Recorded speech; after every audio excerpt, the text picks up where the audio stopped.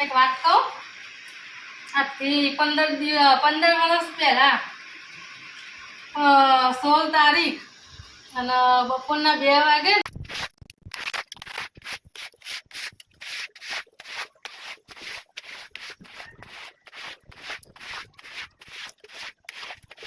મારા ભાઈને તો કુલદીપભાઈ જય માતાજી. કેમનું સમજા? તો જો મીતુભાઈ પપ્પા અને કુલદીપભાઈ બેહી રહ્યા છે, મીતુભાઈ અહીં બેઠા છે. મીતુભાઈ કોણ આવી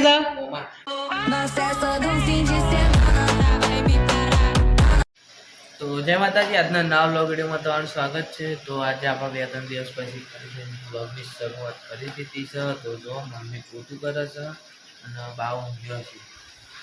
એના પહેલાં જો બહારનું વાતાવરણ રહી ગયો કોઈ પડતો બતાવો. જો આપણો બહારનું વાતાવરણ ગણપતિ દાદા અને મમ્મી પોતું કરી છે અને પોતુમાં પગ ઉપર વાગીને તો હું ભૂઈ પડતો રહી ગયો. જય માતાજી મમ્મી. જય માતાજી, જય શ્રી કૃષ્ણ. બોલો બા. જય માતાજી. કેમ છો? મજામાં? તો ગાઈસ એક વાત કહું, આજથી 15 વર્ષ પહેલા 16 તારીખ અને બપોરના 2 વાગે નો તાર મારે મહેંદી મૂકવાની સ્ટાર્ટ કરી હતી. સાચી વાત છે. ખરેખર 15 વર્ષ પહેલા 16 તારીખે મારે મહેંદી મૂકી હતી. લાગા નથી હા ને.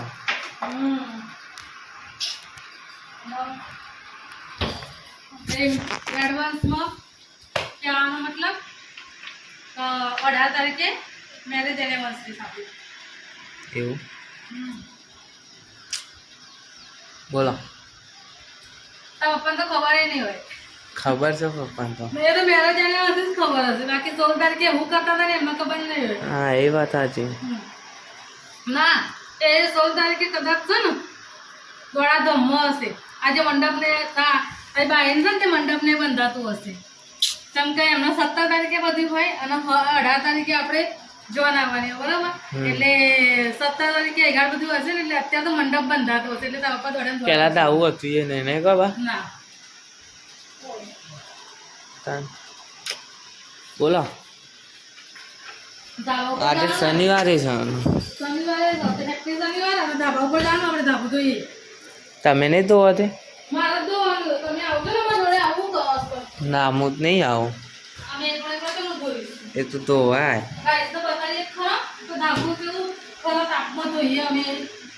એ તો ખબર જ છે ને બધા ધોવા પણ આપો ઊંઘે છે તો. હા ને ધોવાય બા આવા તાપમાં સાચું કહેજો. 4 વાગતાનું ના ધોવાય. 4 વાગતાનો મારા વિડીયોનો ટાઈમ છે. ધાબા ઉપર વિડીયો ઉતારવાના નહીં. આટલું બધું મેં તાપ લાગે યાર. ના હું ધોવાય અત્યારે ના ધોવાય એમ કહું છું. તો એટલે ભાઈ હું મોડેથી પાછી ફરતી પડું એમ વિચાર.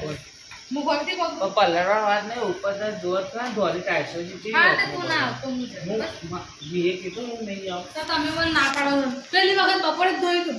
પણ પેલી વખત મને કેવું થયું હતું ખબર? મને હું આવ્યો હતો, શું થયું? હું ધોયું હતું મેં તાબુ. તમે આયા હતા ઉપર જ હતા. પણ મને ઓખું લાગતી હતી એટલે હા તો રવા દે. તું ના એમ કહું.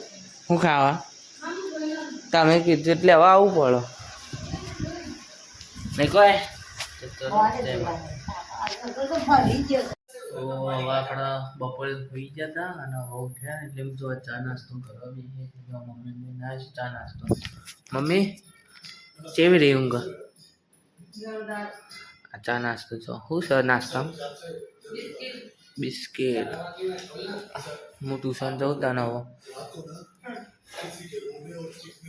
મમરા બિસ્કિટ ચા. જો 4:30 તો થઈ ગયા. બહુ ખાધી બાદે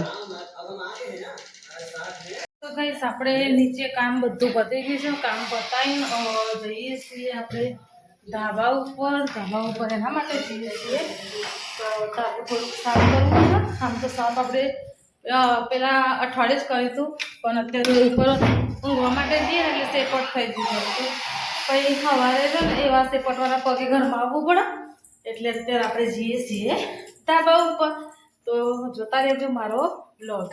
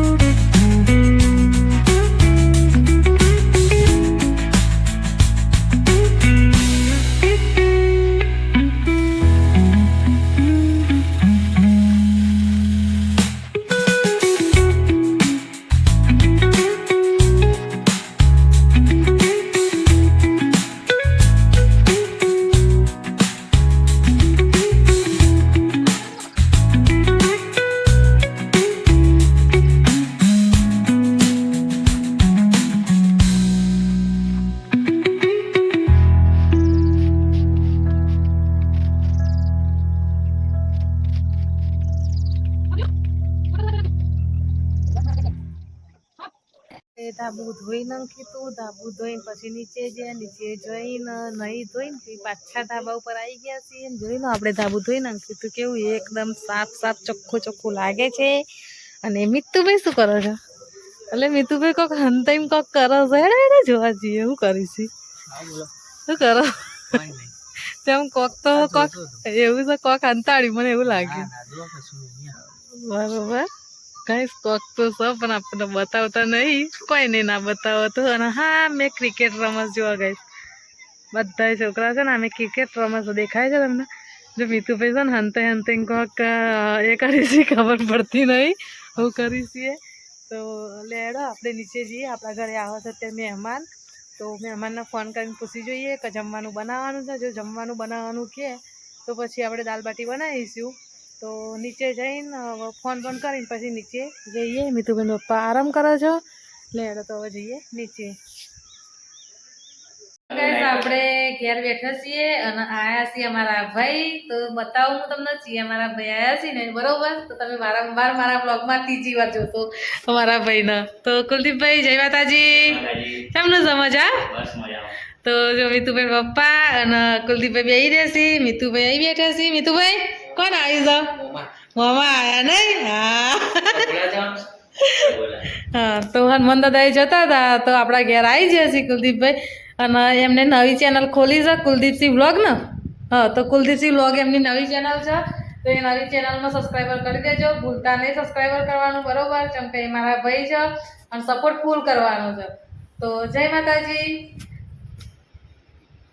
મહેમાન આવ્યા હતા, એ મહેમાન તો આવી જતા રહ્યા બરોબર. અને એના પછી આપણે જમવાનું તૈયાર થઈ ગયું છે. અને જમવામાં તો આજે છે દાલ બાટી બરોબર. મિતુભાઈ તમે તો ચાલુ કરી દીધી જમવાનું. મમ્મી બે આવી જશે. મમ્મી દાલ બાટી અમારે છે ને દાલ બાટી ગાઈસ અમારે ઘેર છે ને તે ઓતરા દાળ હોય. ઓતરા દાળ એટલે આમ એક મહિનાની અંદર 5 વખત બનાવી દઈશું. એટલે 1 મહિનામાં 5 વખત દાલ બાટી બનાવી. મિતુભાઈ પપ્પા એમ કે શું કહો? બોલો બોલો. રોટલી કરતા જોર આવે ને ડાયરેક્ટ દાલ બાટી બનાવી દઉં. એવું છે એમ ને? હા તો હવે દાલ બાટી નહીં બનાવું, રોટલી જ બનાવીને ખવડાવું બરાબર. અમારું ના ના હવે રોટલી જ બનાવીને ખવડાવું ગાઈસ. ગાઈસ આવી રહ્યા છે તે હા ખરેખર આવું બોલી છે.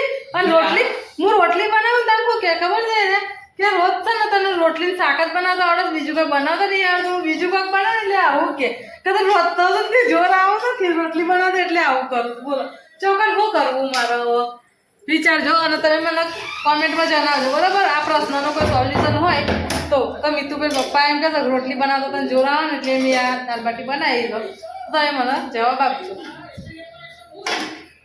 તો ગઈશ આપણે મહેમાન આવી ગયા એના પછી જમી લીધું, દાળ બાટી બનાવી હતી. એ તો તમને ખબર જ છે કે આપણે દાળ બાટી બનાવી દીધી હતી બરાબર.